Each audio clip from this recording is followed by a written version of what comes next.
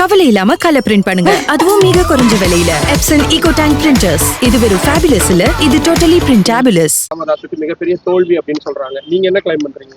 அவங்க என்ன வேணாலும் சொல்லாங்க. ஆனா இன்னைக்கு நீதிமன்றத்துல என்ன வாதம் முன்வைக்கப்பட்டது, நீதிமன்றம் இறுதியாக என்ன தீர்ப்பு வழங்கியது, அதுதான் மிக மிக முக்கியமானது. மருத்துவர் ஐயா அவர்கள் தரப்பில் தேர்தல் ஆணையம் மருத்துவர் அன்புமணி ராமதாஸ் அவருடைய பதவி காலத்தை 2026 ஆகஸ்ட் 1 வரை நீட்டித்து அங்கீகரித்து வழங்கிய கடிதம், 2 கடிதங்கள். ஒன்று 9 செப்டம்பர் 2025, இன்னொரு கடிதம் 27 நவம்பர் 2025. இந்த 2 கடிதங்களை ரத்து செய்ய வேண்டும் என்றுதான் வழக்கு டெல்லி உயர்நீதிமன்றத்தில் அவர்களால் தாக்கல் செய்யப்பட்டது. அந்த வழக்கு வாதம் முழுவதுமாக நடைபெற்றது. இறுதியாக நீதிமன்றம் தெளிவாக சொன்னது, இந்த 2 உத்தரவுகளையும் ரத்து செய்ய முடியாது, இதில் நாங்கள் தலையிட விரும்பவில்லை. இது உங்கள் கட்சிக்குள் இருக்கக்கூடிய உட்கட்சி பிரச்சனையை சிவில் நீதிமன்றத்தின் மூலமாக தீர்த்து கொள்ள வேண்டும். இதற்கு முன்பாகவே சென்னை உயர்நீதிமன்றம் மருத்துவர் ஐயா அவர்கள் தரப்பில் தாக்கல் செய்த ஒரு வழக்கில் ரிட் மனுவில் இதே கருத்தை தெரிவித்திருக்கிறது. இன்றைக்கு கூட டெல்லி உயர்நீதிமன்றம் சென்னை உயர்நீதிமன்றத்தினுடைய உத்தரவை மீண்டும் அவர்கள் மேற்கோள் காட்டி, உங்களுக்கு சிவில் நீதிமன்றத்தில் அணுகுங்கள் என்று கொடுத்த அந்த அறிவுரையை இதுவரையில் மருத்துவர் ஐயா தரப்பில் நீங்கள் நிறைவேற்றவில்லை என்பதையும் அவர்கள் அதில் பதிவு செய்திருக்கிறார்கள். இந்த வழக்கினுடைய சாரம்சம் இதுதான். அவருடைய முயற்சி பாட்டாளி மக்கள் கட்சியை முடக்க வேண்டும், எங்களுக்கு வழங்கப்பட்டிருக்கக்கூடிய மாம்பழம் சின்னத்தை முடக்க வேண்டும் என்ற அவர்களுடைய முயற்சி இன்றைக்கும் முறியடிக்கப்பட்டிருக்கிறது. இதுதான் நிதர்சனம். இதில் கூடுதலாக இன்று நீதிமன்றம் மிக தெளிவாக வழங்கியிருக்கக்கூடிய தீர்ப்பு என்னவென்றால், அங்கீகரிக்கப்பட்டு, அதாவது பதிவு செய்யப்பட்டு அங்கீகரிக்கப்படாத அரசியல் கட்சியினுடைய உட்கட்சி பிரச்சனைகளை பொறுத்தவரையில் தேர்தல் ஆணையம் பெரிதும் தலையிடாது. அந்த கட்சிக்கு சின்னம் வழங்குவது தொடர்பான பிரச்சனையை தவிர மற்ற உட்கட்சி பிரச்சனைகளில் தேர்தல் ஆணையம் தலையிடாது என்பதை அவர்கள் மிக தெளிவாக தெரிவித்து, இதற்கு முன்பாகவே தேர்தல் ஆணையம் எங்களுக்கு கொடுத்திருக்கக்கூடிய அங்கீகாரத்தை இன்றைக்கு உயர்நீதிமன்றம் ரத்து செய்ய மறுத்து உத்தரவு பிறப்பித்து ஒரு இறுதி முடிவை இன்றைக்கு எட்டியிருக்கிறார்கள். ஆனால் நீங்கள் தெரிவித்ததை போன்று வெற்றி பெற்று விட்டோம், நாங்கள் நினைத்ததை சாதித்து விட்டோம் என்றெல்லாம் அவர்கள் என்ன வெற்றியை அவர்கள் பெற்றார்கள்? இன்றைக்கு உயர்நீதிமன்றம் வழங்கிய தீர்ப்பு என்ன? அடிப்படை சட்ட விதிகளையும், இதுதான் ஆரம்பத்திலிருந்தே அவர்களுக்குள் இருக்கக்கூடிய பிரச்சனை. கட்சியினுடைய விதி என்ன, நீதிமன்றத்தினுடைய தீர்ப்புகள் என்ன, தேர்தல் ஆணையத்தினுடைய அதிகாரம் என்ன, இதையெல்லாம் மறந்துவிட்டு அவர்கள் தாந்தோன்றித்தனமாக பேசிக் கொண்டிருக்கிறார்கள். ஒரு விஷயம், இன்றைக்கு இன்னொரு செய்தியை அவர்கள் சொல்கிறார்கள். பாட்டாளி மக்கள் கட்சிக்கு வழங்கிய மாம்பழம் சின்னம் அது முடக்கப்பட்டிருக்கிறது, இருவருக்குமே அங்கீகாரம் இல்லை என்று தேர்தல் ஆணையம் சொல்லிவிட்டது என்று சொல்லுகிறார்கள். நான் ஒரு வழக்கறிஞராக இந்த நேரத்தில் சொல்கிறேன், பாட்டாளி மக்கள் கட்சிக்கு மாம்பழம் சின்னம் ஒதுக்கப்பட்டது தொடர்பாக எந்த வாதமும் முன்வைக்கப்படவில்லை. அதே போன்று நீதிபதியும் அந்த உத்தரவு தொடர்பாக எந்த உத்தரவையும் பிறப்பிக்கவில்லை. அதாவது தேர்தல் ஆணையம் 30/7/2025 பாட்டாளி மக்கள் கட்சிக்கு புதுச்சேரி மற்றும் தமிழகத்தில் போட்டியிடுவதற்கு 2026 மாம்பழம் சின்னத்தை ஒதுக்கி இருக்கிறது. எனவே அது குறித்த விவாதம் என்று அவர்கள் தரப்பிலும் எழுப்பப்படவில்லை, எங்கள் தரப்பிலும் எழுப்பப்படவில்லை.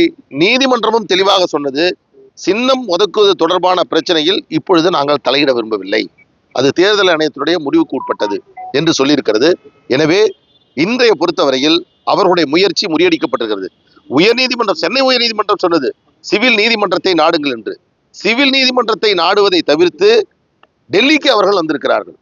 எனவே இன்றைக்கு டெல்லி மீண்டும் அவர்களுக்கு தலையிலே ஒரு குட்டை கொட்டி நீங்கள் சிவில் நீதிமன்றத்திற்கு செல்லுங்கள் என்று இன்றைக்கு உத்தரவை பிறப்பித்திருக்கிறது. எனவே பாட்டாளி மக்கள் கட்சி மருத்துவர் அன்புமணி ராமதாஸ் அவர்கள் தலைமையில் இயங்குவதை இன்றைக்கு அங்கீகரித்திருக்கிறது. இந்த நீதிமன்றம் அதற்கு எந்த தடையும் எந்த நிபந்தனையும் விதிக்கவில்லை.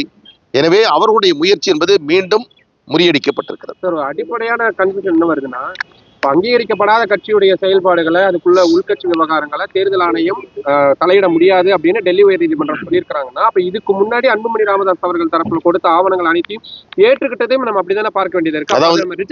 அதாவது இன்னைக்கு என்ன சொன்னாங்க, இன்றைய தேதியில் யாருக்கும் அதிகாரம் இல்லை என்று அவர்கள் தரப்பில் வைக்கப்பட்டதை அதையும் நீதிமன்றம் நிராகரித்து, ஏனென்றால் இதற்கு முன்பாகவே தேர்தல் ஆணையம் ஆகஸ்ட் 2026 வரை பதவி காலத்தை நீட்டித்து வழங்கிய இருக்கக்கூடிய கடிதம் இருக்கக்கூடிய நிலையில், எனவே அதில் தலையிட விரும்பவில்லை என்பதை நீதிமன்றம் தெளிவுபடுத்தி விட்டது. அவங்க பண்றதுக்கு அதிகாரமே இல்லைன்றதானே நீங்க இல்ல, ரெண்டு விஷயம் நீங்க நல்லா புரிஞ்சுங்க. குறிப்பா இன்னொரு விஷயம் சொல்லியிருந்தாங்க, அந்த கடிதத்தின் அடிப்படையில், அதாவது முழுமையாக ஆராயாமல் ஒரு கடிதத்தின் அடிப்படையில் நீங்கள் முடிவெடுக்க கூடாது அப்படின்னு சொல்லி தேர்தல் ஆணையத்துக்கு ஒரு அறிவுறுத்தல் அவங்க சொல்லியிருந்தாங்க. அதாவது நல்லா தெரிஞ்சுங்க, இன்றைய தினத்தில் தேர்தல் ஆணையத்திடம் அவர்களிடம் இருக்கக்கூடிய தரவுகள் ஆவணங்களின் அடிப்படையில் அன்புமணி ராமதாஸ் அவருடைய பதவிக்காலம் ஆகஸ்ட் 2026 வரை உள்ளது என்று தேர்தல் ஆணையம் பிறப்பித்த உத்தரவை இன்றைக்கு நீதிமன்றம் ரத்து செய்யவில்லை. உண்மையா இல்லையா? அதை இன்றைக்கு நீதிமன்றம் ஏற்றுக்கொண்டிருக்கிறது. அதில் தலையிடவும் நாங்கள் விரும்பவில்லை என்பதையும் நீதிமன்றம் தெளிவுபடுத்தியிருக்கிறது. ஆனால் அதே வேளையில் கட்சியினுடைய விதிகள் என்ன, அதாவது பைலா என்ன, தலைவருக்கு என்ன அதிகாரம், நிறுவனருக்கு என்ன அதிகாரம், பொதுச் செயலாளருக்கு என்ன அதிகாரம், இதையெல்லாம் சிவில் நீதிமன்றம் தான் தீர்வு செய்ய வேண்டும். அது ரிட்டு கோர்ட்டு இதை முடிவு செய்ய முடியாது. எனவே இதை நீங்கள் சிவில் நீதிமன்றத்தில் இந்த பிரச்சனையை தீர்த்து கொள்ள வேண்டும் என்ற ஆலோசனையை மீண்டும் இன்றைக்கு உயர்நீதிமன்றம் வழங்கியிருக்கிறது. ஆனால் இன்றைக்கு அவர்கள் ஏதோ சாதித்து விட்டதை போன்று அவர்கள் இன்றைக்கு சொல்லுகிறார்கள். என்ன சாதித்தார்கள், நீதிமன்றத்தினுடைய தீர்ப்பு என்ன என்பதை படித்து பார்த்தால் நன்றாக தெரியும். எனவே இதை பொறுத்தவரையில் இன்றைக்கு அவருடைய முயற்சியை நாங்கள் முறியடித்திருக்கிறோம்.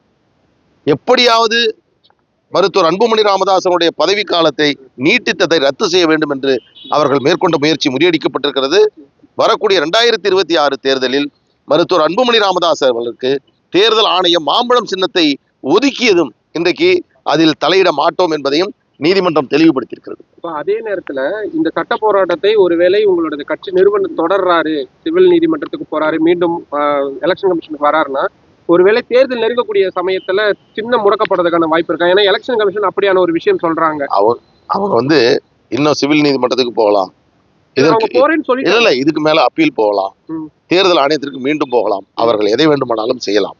ஆனால் 2026 ஆகஸ்ட் வரை எங்களுடைய பதவி காலத்தை அவர்களால் எந்த விதத்திலும் தடுக்க முடியாது.